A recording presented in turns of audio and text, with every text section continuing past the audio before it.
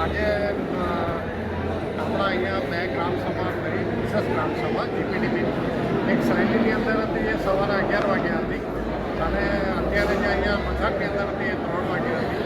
બંને જગ્યાએ લોકો દ્વારા અને પંચાયત દ્વારા વિવિધ કામોની રજૂઆત કરવામાં આવી અને લોકો દ્વારા ખૂબ સુંદર સજેશન આપવામાં આવ્યું.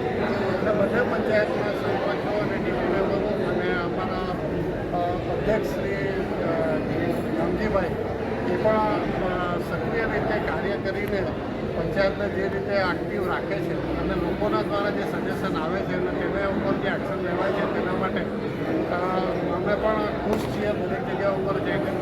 એ જ રીતે વિદ્યુત વિભાગ દ્વારા જે સૂર્ય ઘર યોજના જે પ્રધાનમંત્રીની અમલમાં આવી છે તે બાબતે બી લોકોને જાગૃત કરીએ છીએ.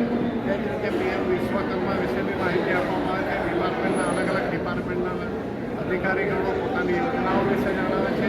તેના વિશે લોકો સવાલો પણ પૂછે છે અને સારી રીતે અધિકારીઓ જવાબ પણ આપે છે.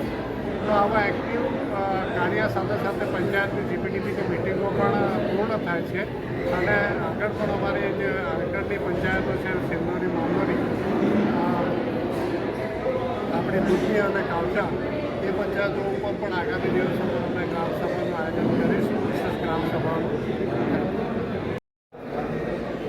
આજે મસાડ પંચાયતમાં જીપીડીપીની વિશેષ ગ્રામસભા યોજવામાં આવી અને આ પંચાયતમાં બધા ગ્રામજનો ઉત્સાહ તેમને ભાગ લીધો અને જે 25-26ના કામો જે લેવાના છે તે વાંચવામાં આવ્યા અને જે કંઈ રહી ગયા હોય તે અમે સુઝાવ પણ લીધા.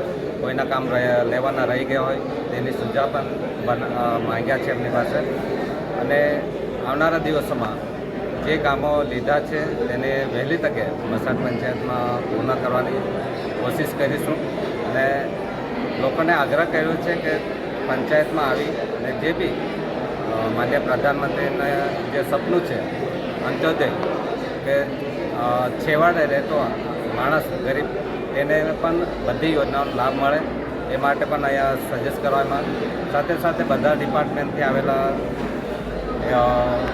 જે પણ ડિપાર્ટમેન્ટથી બધા સ્ટાફ હતો અને સ્ટાફ પાસેથી માહિતી લેશે અને આ ગ્રામસભા મસાડની ગ્રામસભા લોકોએ સહકાર આપી અને સફળ બનાવી એ બદલ મસાડ પંચાયતના દરેક ચૂંટાયેલા પ્રતિનિધિનો આભાર માનું છું, સરપંચનો પણ આભાર માનું છું અને જિલ્લા પંચાયતે સ્ટાફની બોડીનો પણ આભાર માનું છું અને એ જ રીતે લોકોની વચ્ચે જઈને લોકોની સમસ્યા જે છે અમે સંભાળવાની કોશિશ કરીશું. જય ભારત.